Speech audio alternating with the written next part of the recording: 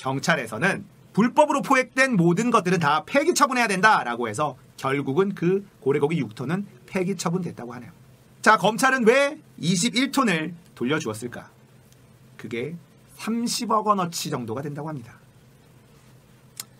누가 봐도 구린내가 진동을 하지 않습니까? 이 상황에서 피의자였던 불법 포획했었던 이 유통업자들은 울산에서 고래 수사를 하던 퇴임한 검사를 전관 변호사로 선임을 하게 되죠. 그리고 21톤 30억 원어치를 돌려받게 됩니다. 자, 경찰에서는 이것을 압수를 했고 이 고래고기가 불법으로 포획된 것인지 확인하기 위해서 DNA 검사를 의뢰를 했다고 해요.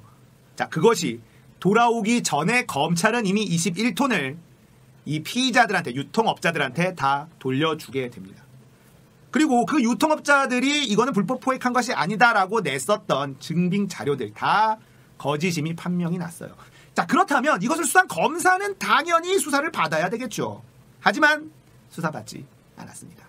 경찰이 아무리 수사를 하려고 해도 검찰에서 수사를 허락하지 않아요. 감히 경찰 나부랭이가 우리 검찰을 수사하려고 해? 참 어이가 없구만. 뭐 이런 거죠. 유승범의 연기 기억나시죠? 아이고, 내가 큰 실수를 할 뻔했어. 호의가 계속되면 권리인 줄 알아요. 라고 했었던 명대사, 그 명씬이 있죠. 그게 바로 대한민국 검찰을 정확하게 보여주는 영화의 한 장면이라고 생각을 하는데요.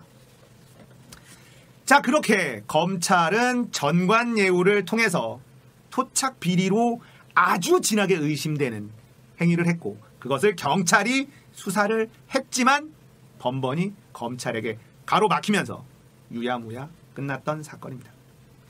자, 근데 이게 왜 지금 2016년도에 유야무야 됐었던 이 사건이 왜 지금 다시 수면 위로 떠오르고 있는가? 윤석열 검찰은요, 어떻게 해서든 조국을 입건을 시키고 싶어요. 어떻게 해서든 나쁜 놈을 만들고 싶습니다.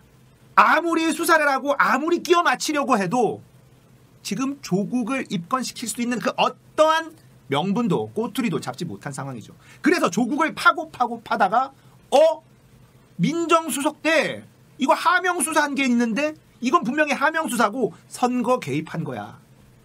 이건 조국이 선거 개입을 한 것이다 라는 것을 꼬투리를 잡은 거예요. 자, 울산시장, 그 당시 울산시장 자유한국당의 김기현 시장이었는데요. 이때 당시에 이 건설업자와 공무원들, 그 김기현 시장 측근 간의 어떤 비리에 대한 첩보가 있었습니다. 그래서 울산청은 수사를 진행을 했고, 근데 이 첩보가 어디서 왔느냐? 민정수석실에서 왔다. 그러니까 선거에 개입하기 위한 하명수사를 내린 것이고, 이 하명수사를 내렸을 때의 수석은 바로 조국 민정수석이었다. 그러니까 조국이 선거 개입을 지시한 정황을 발견했고, 자, 압수수색 들어간다. 청와대를 열어라. 이러고 있는 상황인 거죠. 자, 그런데 사건을 파헤치면 파헤칠수록 조국과 청와대의 잘못이 있다는 것이 나오는 것이 아니라 검찰의 이 더럽고 추악한 냄새가 진동하는 이런 비리들만 나오고 있는 거예요. 자, 조국이 선거에 개입하기 위해서 김기현 시장의 어떤 비리 첩보를 울산으로 내리고 하명수사 시킨 거다. 그렇게 해서 지금의 울산시장인 송경철 시장인가요? 이 사람을 당선되게 만들기 위해서 청와대에 작전이 들어간 거다. 자, 송경철이라는 사람이 어떤 사람이냐면요, 노무현 변호사 시절, 인권 변호사 시절 울산 쪽에서 그런 인권 변호사를 열심히 했었던 분입니다. 그래서 문재인 지금 대통령과 노무현 전 대통령과 친분이 있는 분이에요. 울산에서